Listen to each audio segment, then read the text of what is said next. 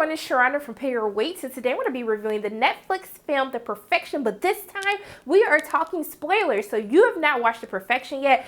I don't know what is wrong with you, but you pause this video right now and you go watch The Perfection, or you can go watch my spoiler-free review of The Perfection as well, and then you come back here so we can go ahead and discuss all the craziness that happened in The Perfection. So the film opens up and we see that Charlotte's mother is gravely ill, and we see that her mother eventually ends up passing away. We hear a brief conversation between, I don't know, friends of the family, relatives, about how Charlotte has been taking care of her mother for all of these years, and they're not sure of what she is going to be able to do now because she's 10 years removed from being this prodigy in the celloist world. And so she decides to fly overseas to go find Anton and Paloma, who are basically the heads of this very prestigious school that only admits a rare few of very talented individuals from all over the world. And so we run into Lizzie, who's played by Logan Browning, and we see that she is now the new it girl. And so we kind of see these interactions as Charlotte is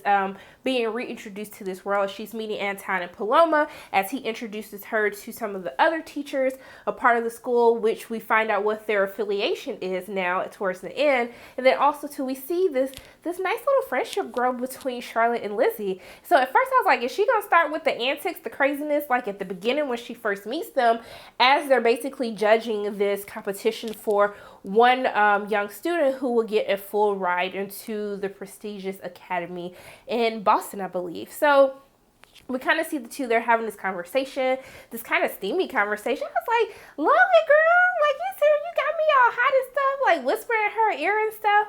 And as she's kind of showing how this couple, actually that stuff don't even matter, y'all. I ain't even gonna talk about that because it really don't matter in the grand scheme of things. Let's get into the nitty gritty. So we get our first foreshadowing of what is about to happen from Lizzie as we see that they're at this party, and we see that this man starts throwing up this really, like, I don't want to say pretty because it's throw up, but it's like, it looked like mango juice, like as he's like throwing it up, like a thick liquid.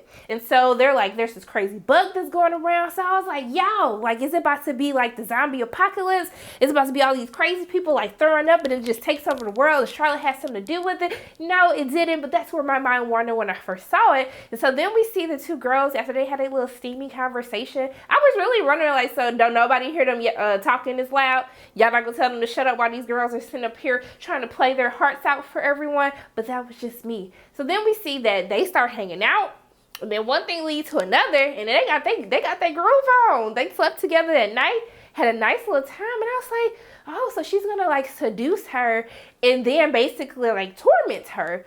So we see that they have Lizzie has a really bad hangover, and then that Charlotte gives her these pills.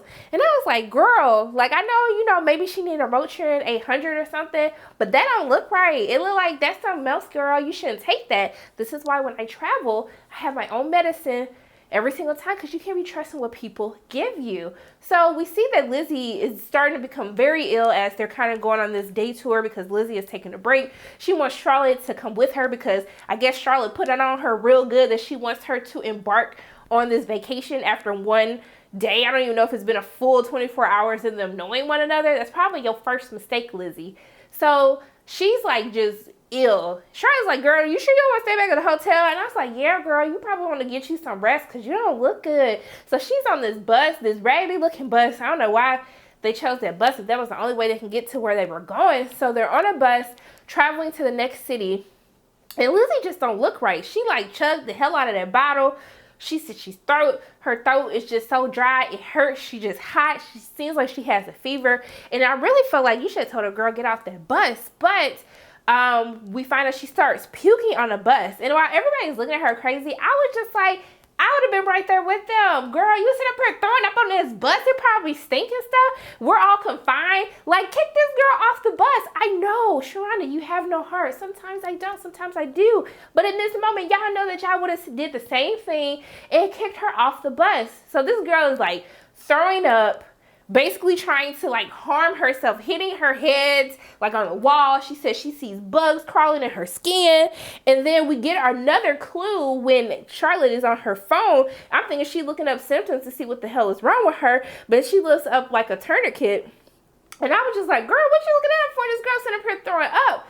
So we see that after she gets sick and almost shits on herself, because she's literally like, I have to shit. And I was like, girl, I felt your pain. You out in the middle of nowhere, your stomach bubbling, you throwing up at the same time. It's too much. I felt that entire scene. Like, Logan, you really did that with that scene, because you made me feel like I was sick, like I was going to have the runs. Like, I felt that.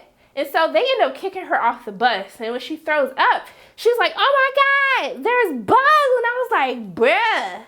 It was like little maggots in her throw up, like when she was throwing up and stuff. And so they basically have to like walk to the next, wherever the heck they are at, to the next town. The guy tells them that there's like a town along the way where she can try to get some medicine or something. So I'm sitting up here still thinking at this time that the zombie apocalypse is coming, because she got the same color throw up as the other dude had. So I'm waiting on these news headlines to start flashing across the screen, but that doesn't happen. So she's just like, I'm dying. I was like, girl, yes, because I had acid reflux one time. I thought I was dying. So I know that you probably truly felt that you was about to die. So then Charlotte, crazy behind, pulls out a meat cleaver. It's like, you know what you gotta do. I said, Beesh, really? You gonna have her cut her hands off with a meat cleaver? Ma'am, the audacity for you, the disrespect, the levels of disrespect. So then we find out that Charlotte drugs her. So those pills that she had, they were not ibuprofen. They were some drugs that basically cause her to hallucinate, to feel sick, so she can feel like she's really dying. I was just like, well, I'll be damned. Like, that is hella disrespectful. You always sit up here terrorizing these black people in these movies, Allison. I can't take it. I can't believe that she would do something like this. So this girl chopped her damn hand off. And so then I'm like, ooh, so where is this movie gonna go now? Because I thought that the movie was gonna go to Charlotte's gonna like infiltrate and take her place in like the school, and then they're gonna have her thinking that she was crazy because you chopped your own hand off. She didn't chop your hand off. She just gave you the meat cleaver, but you was the one who was actually crazy enough to do it. So I thought that that's where the film was like gonna go. But we see that Lizzie ends up back in America at the school, and she goes and tells Anton and Paloma what happened. And so instead of them being like, oh my gosh, I mean, they were kind of like, oh my gosh, but instead he was like, well, girl, I don't know what to tell you, but can't stay here. You ain't got no talents no more. You ain't got no gifts. And so I'm waiting on Charlotte to like pop out and be like, this girl is crazy and this and that, but that doesn't happen. So then we segue. So Lizzie just loses her mind because this is the only life that she's known. And basically the two people who were like celebrating her, you know, basically giving her a place to stay, giving her the tools to really get her name out to the world, they basically just disown her. Like, girl, we don't know who you are. Who is it? What Mariah Carey say? I don't know her. That's how they was like with her. So then we see that Lizzie goes looking for Charlotte crazy behind. So I was like, okay, I got it this time. She's about to go get revenge, and she's going to torture Charlotte and kill her and do all this crazy stuff. But no, that's like kind of where it went, but that's not where it went. So Lizzie goes and finds Charlotte. Charlotte just sitting up here chilling, cooking, eating some good food. I was like, ma'am, you want to go try to run away? You going to go into hiding? Like, you just drugged this girl and like, you got away with it? That didn't make no sense to me. But whatever, I'm still along for the ride.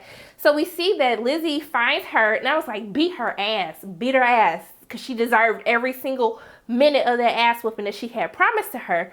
But when she goes back and she finds Anton and Paloma, she's sitting outside waiting on them. She's like, I'm waiting for you at the door. But not really, because it was gate, not a door. And she basically has Lizzie has Charlotte in the trunk. So I was like, oh, snap, okay. I don't know where y'all going with here. I can't come up with no more plot details because everything I just said is basically wrong. So I'm just going to ride with the movie. So she brings her in.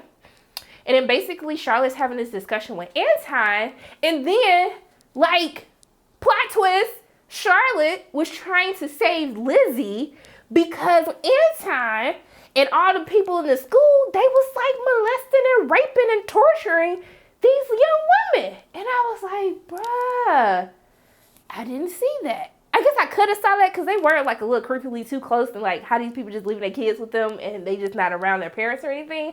But yes, so Charlotte was trying to free Lizzie, was trying to help her break away from the school because she saw the musical note tattoo that was on her back, which let her know that she was basically going through the same things that Charlotte did before she left to go take care of her mother. So we get to the perfection, and so we see this like little chamber thing, and we see that basically they make these girls play, and if they mess up, they're basically raped and tortured, because we saw that Charlotte was like chained up, and they brought the little girl who won the scholarship at the beginning of the film, like, if you don't play this right, then we're gonna do to her what we done to you. And like everybody was in on it. I was just like, this is too much. And then Lizzie was a part of the plan. I was like, Lizzie, really? Like, you just, okay, I mean, she chopped your hand off, so I was like, okay, well, I guess I can ride with you for this for a little bit. And so she starts playing, and then basically they end up letting the little girl go back upstairs. I was like, woo, like, she's safe, but she's not safe because she's still living in this house, so ain't nobody safe.